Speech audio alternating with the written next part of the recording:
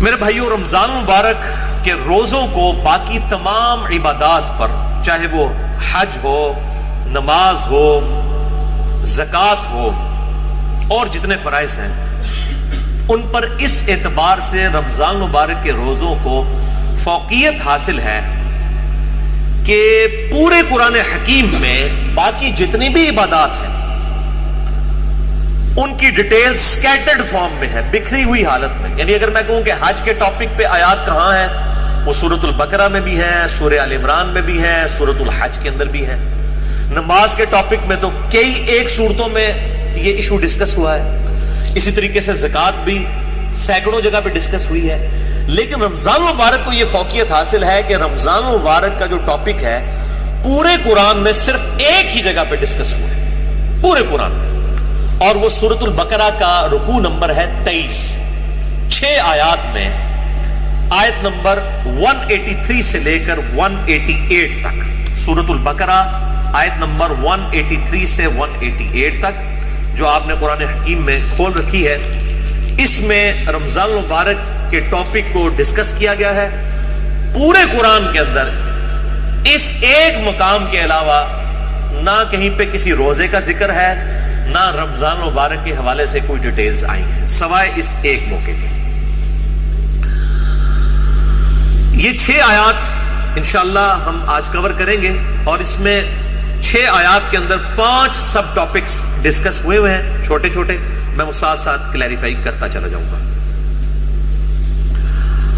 اعوذ باللہ من الشیطان الرجیم، بسم اللہ الرحمن الرحیم.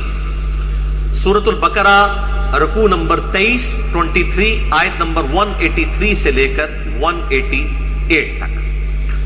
پہلے 2 آیات ہم ڈسکس کریں گے، آیت نمبر 183 اور 184، جس میں ٹاپک نمبر 1 ہے رمضان مبارک کی اہمیت اور مقصد کیا ہے اور اس کی فرضیت. اعوذ باللہ من الشیطان الرجیم، بسم اللہ الرحمن الرحیم. یا ایھا الذین آمنوا کتب علیکم الصیام، اے ایمان والو تم پر روزے فرض کیے گئے ہیں. کما کتب علی الذین من قبلکم، جیسا کہ تم سے جو پہلی امتیں گزری تھیں ان پر بھی روزے فرض کیے گئے تھے. یہ امت محمدیہ صلی اللہ علیہ وآلہ وسلم کا خاصہ نہیں ہے، بلکہ جس طریقے سے نماز بھی اگلی امتوں پر فرض تھی اس کے طریقے میں فرق ہو سکتا ہے، اسی طریقے سے روزے بھی اگلی امتوں پر فرض کیے گئے تھے. اور مقصد کیا تھا؟ لعلکم تتقون، تاکہ تم متقی بن سکو. تقوی کا جو روٹ ورڈ ہے عربی میں وہ ہے وقا. وقا کہتے ہیں عربی میں بچنے کو. یعنی جس شخص کو یہ یقین ہو کہ کسی ہستی نے میری مرضی کے بغیر مجھے پیدا کیا ہے اور وہ میرے ساتھ کچھ بھی کرنے پر قادر ہے، اس کے خوف کی وجہ سے، اس کے ڈر کی وجہ سے گناہوں سے بچنا اور فرائض پر استقامت اختیار کرنا، یہ ہے تقوی. اب وہ گناہ حقوق العباد سے ریلیٹڈ بھی ہو سکتے ہیں اور حقوق اللہ سے ریلیٹڈ بھی ہو سکتے ہیں، اور فرائض بھی حقوق العباد سے ریلیٹڈ بھی ہو سکتے ہیں اور حقوق اللہ سے ریلیٹڈ بھی ہو سکتے ہیں. سورۃ الحجرات میں واضح طور پر آیا ان اکرمکم عند اللہ اتقاکم، بے شک تم میں اللہ تعالیٰ کے نزدیک سب سے عزت والا وہ ہے جو زیادہ متقی ہے. اور رمضان کا مقصد بھی تقوی ہے. اب مجھے ضمناً حدیث یاد آئی جو بخاری اور مسلم دونوں میں موجود ہے. کتاب النکاح چیپٹر میں یہ پہلی حدیث ہی آپ کو مل جائے گی، صحیح بخاری میں بھی، صحیح مسلم میں بھی اور مشکات میں بھی، نکاح والے چیپٹر میں، کہ آپ صلی اللہ علیہ وآلہ وسلم نے فرمایا اے نوجوانوں کے گروہ، تم میں سے جو نکاح کی استطاعت رکھتا ہو اسے چاہیے کہ وہ نکاح کرے. یہ چیز اس کے شرمگاہ کی حفاظت میں مدد کرے گی اور نگاہوں کو نیچا رکھنے میں اس کو سپورٹیو ہوگی. اور جو نکاح کی استطاعت نہ رکھتا ہو، یعنی فائنینشلی اس کو سپورٹ نہ کر سکتا ہو ازدواجی زندگی کو، تو وہ روزے رکھ کر اپنی شہوت کو ٹھنڈا کرے. یعنی روزہ جو ہے یہ تقوی کے حصول کا ایک ذریعہ ہے. ایام معدودات، گنتی کے چند دن ہیں، یہ رمضان کا جو مہینہ ہے اور روزے ہیں. فمن کان منکم مریضا، پس جو کوئی تم میں مریض ہو، اس میں بھی ایکسیپشن دے دی کہ اگر مریض ہو، او علی سفر، یا وہ سفر میں ہو، فعدۃ من ایام اخر، تو تو وہ اپنی گنتی کو باقی دنوں میں پورا کر سکتا ہے. اب وہ سفر چاہے آرام دہ ہو یا غیر آرام دہ ہو، اس سے کوئی سروکار نہیں ہے. سفر میں وہ روزہ چھوڑ سکتا ہے، لیکن باقی دنوں میں گنتی پوری کرنی ہوگی. باقی اس کی ڈیٹیلز انشاءاللہ فقہی احکام و مسائل ہم اگلی نشست میں ڈسکس کریں گے. وَعَلَى الَّذِينَ يُطِيقُونَهُ فِدْيَةٌ طَعَامُ مِسْكِينٍ، اور وہ لوگ جو بڑی مشکل سے طاقت رکھتے ہیں روزہ رکھنے کی، یعنی بہت بوڑھے ہو چکے ہیں، بیمار ہیں، یا اسی طریقے سے کوئی حاملہ عورت ہے، کوئی دائمی مریض ہے شوگر وغیرہ کا، اس طرح کی جو صورتحال ہو، فدیۃ طعام مسکین، وہ فدیہ دے سکتا ہے مساکین کو.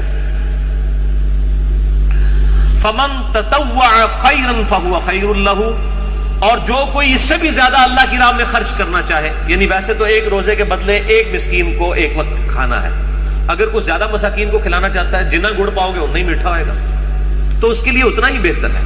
وَأَن تَصُومُوا خَيْرٌ لَكُمْ، اور اگر تم روزہ رکھو تو اسی میں تمہارے لیے بہتر ہے. یہ نہ ہو کہ تھوڑی سی بیماری اور بہانہ کر کے کہو جی میں تو فدیہ دے دینا، روزہ رکھنے کی کڑی لوڑ ہے. ان کنتم تعلمون، اگر تم جانتے ہو تو روزہ رکھنے میں ہی بہتری ہے. یعنی انسان سب سے بڑا خود اپنے اوپر جو ہے وہ گواہ ہے اور مفتی ہے، وہ بہتر سمجھتا ہے کہ مجھے کس طریقے سے چیزوں کو لے کر چلنا ہے. جیسے دنیاوی منفعت کے لیے وہ انسان چھوٹی چھوٹی چیزوں کا خیال رکھتا ہے، تو آخرت کے اعتبار سے بھی وہ خیال رکھے. اچھا، یہ جو آیت ہے وَعَلَى الَّذِينَ يُطِيقُونَهُ فِدْيَةٌ طَعَامُ مِسْكِينٍ، اس حوالے سے صحیح بخاری میں ایک حدیث ہے انٹرنیشنل نمبر کے مطابق 4505، جس میں ابن عباس کا قول ہے کہ یہ آیت منسوخ نہیں ہے، کیونکہ بعض اصحاب کا موقف ہے. صحیح بخاری میں 4507 نمبر حدیث آتی ہے جس میں ابن عمر کا قول ہے کہ یہ آیت منسوخ ہے.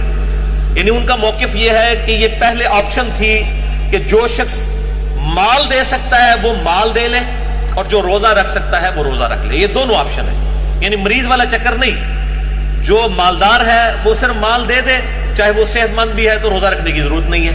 یہ ابن عمر کا موقف ہے 4507.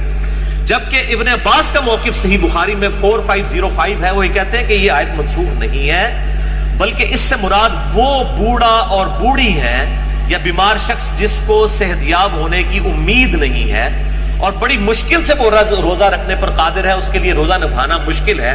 جیسا کہ بعض کا شوگر کی بیماری ایسی ہو سکتی ہے کہ انسان کے لیے مشکل ہو جائے آج کے دور کے اندر، یا بڑھاپا خود بہت بڑی بیماری ہے، کوئی 80-90 سال کا کوئی بزرگ ہے اور وہ روزہ نہیں رکھ سکتا، تو اس کے لیے یہ آپشن ہے کہ وہ اس کے بدلے فدیہ دے دے، ایک وقت کا مسکین کو کھانا کھلا دے. صحیح بخاری میں آتا ہے انس بن مالک جب بوڑھے ہو گئے تھے، ان کی عمر 100 سال کے قریب تھی، تو روزانہ وہ ایک مسکین کو کھانا کھلایا کرتے تھے گوشت کے ساتھ، دال نال نہیں، گوشت نہ، اللہ کی راہ میں گوشت کے ساتھ کھانا.